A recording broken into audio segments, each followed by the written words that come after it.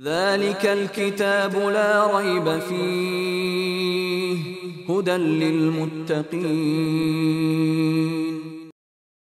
أعوذ بالله من الشيطان الرجيم. بسم الله الرحمن الرحيم. لا جناح عليكم إن طلقتم النساء ما لم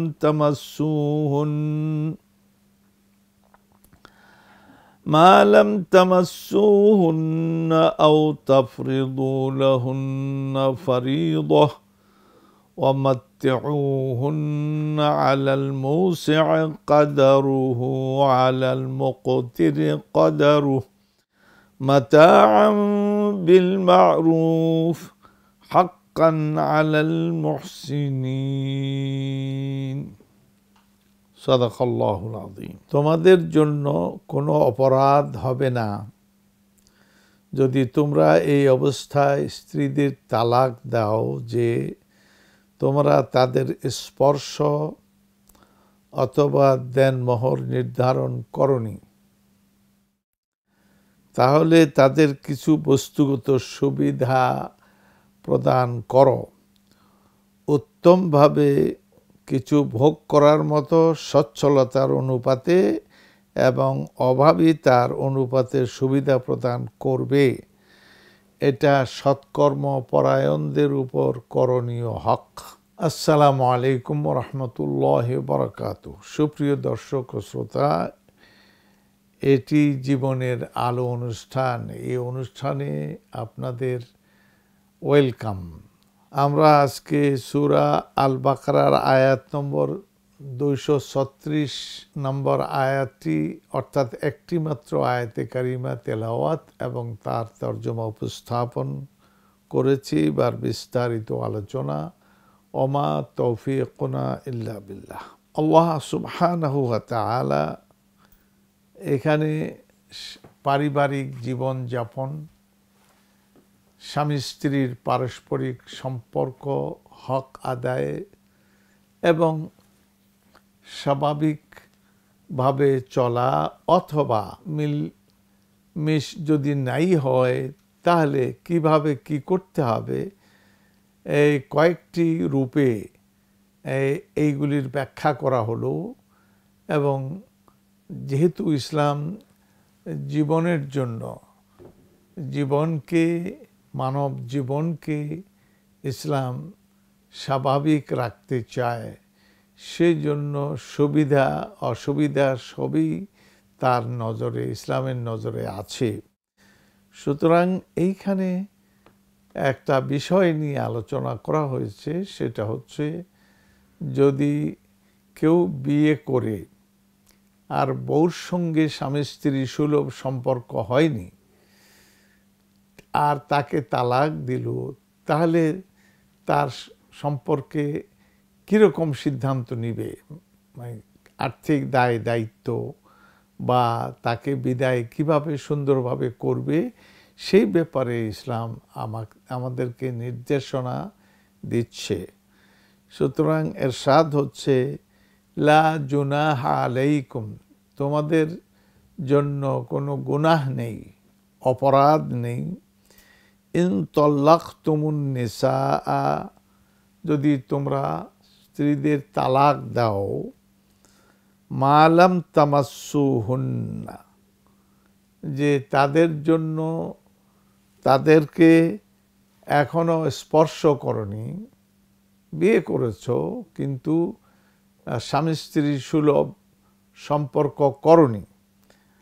আও তাফরিদু লাহুন্না ফরিয়দা, অথবা তাদের দেনমোহর তুমি এখনো ঠিক করনি, অর্থাৎ দেনমোহর ছাড়া বিয়ে অনুষ্ঠিত হবে, তবে দেনমোহর দিতে হবে।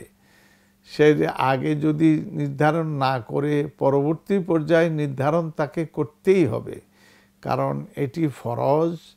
এবং আল্লাহ তাআলা বলছেন যে ওয়াআতু সাদুকাতিহিন্না নিহলা, তাদের সাদাক দেনমোহর তোমরা খুশি মনে উইলিংলি তাদেরকে দিয়ে দাও, তোমাদের কাছে যেন চাইতে না হয়, এর আগেই দিয়ে দাও। কাজী ব্যাপারটা ফরজ।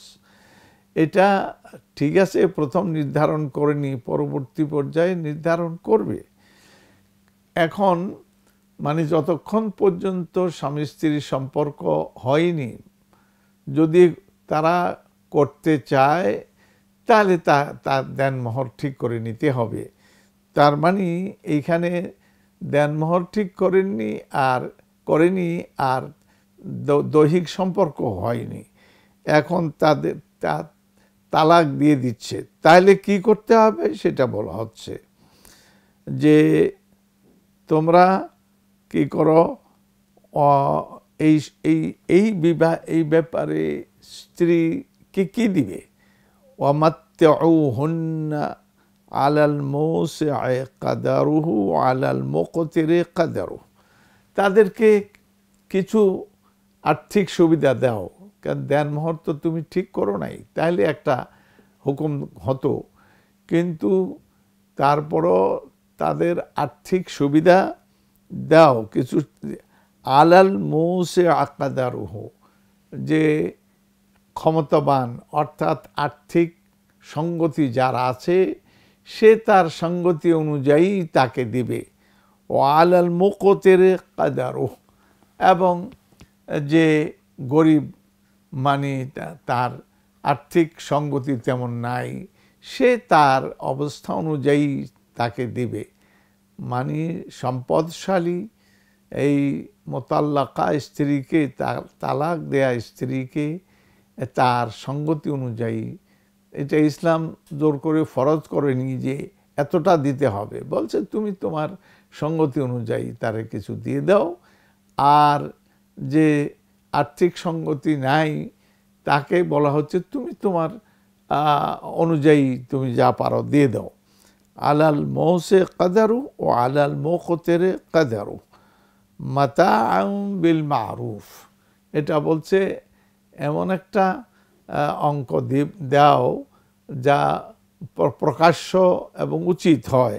মাতাআন বিল মারুফ হাক্কান আলাল মুহসিনিন, এখানে বলা হচ্ছে, খুব সুন্দর একটা শব্দ প্রয়োগ করছে যে এটা হক, মানে কাদের হক, ওই স্ত্রীদের, তালাক প্রাপ্ত স্ত্রীদের হক। আলাল মুহসিনিন, যারা এহসান করে, এহসান হলো মানে উচিত যেটা, এটারও কিছু বেশি করে মানুষরা, এইভাবে যারা অনুদান দেয় বা যারা আর্থিক মানুষকে সুবিধা দেয়, তাহলে এহসান হলো যা কমসে কম যেটা ফরজ তার চাইতে সে বেশি দেয়। আলাল মুহসিনিন, যারা এহসান করতে চায়, পরোপকার করতে চায়, তারা যেন এটা দিয়ে দেয়। তো ইসলাম এইভাবে আলহামদুলিল্লাহ আমাদেরকে উদ্বুদ্ধ করেছে এবং এটা মানবতার ধর্ম। সুতরাং মানবীর পারস্পরিক সম্পর্ক কিভাবে সুন্দর থাকতে পারে, কিভাবে সম্মান থাকতে পারে, সেগুলির রায়াত, সেগুলির খেয়াল রেখেছে ইসলাম। যদি আমরা না বুঝি তাহলে ইসলাম অনুযায়ী কেমন করে জীবনযাপন করব।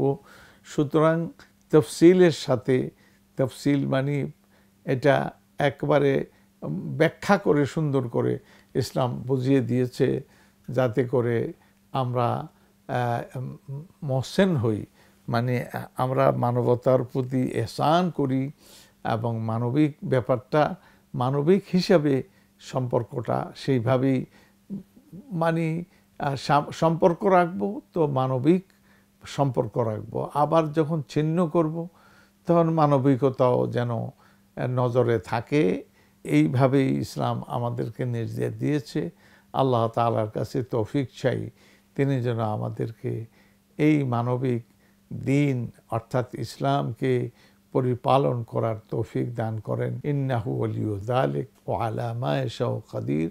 ওয়াসসালামু আলাইকুম ওয়া রাহমাতুল্লাহি ওয়া বারাকাতুহু। যালিকাল কিতাবু লা রাইবা ফীহি هدى للمتقين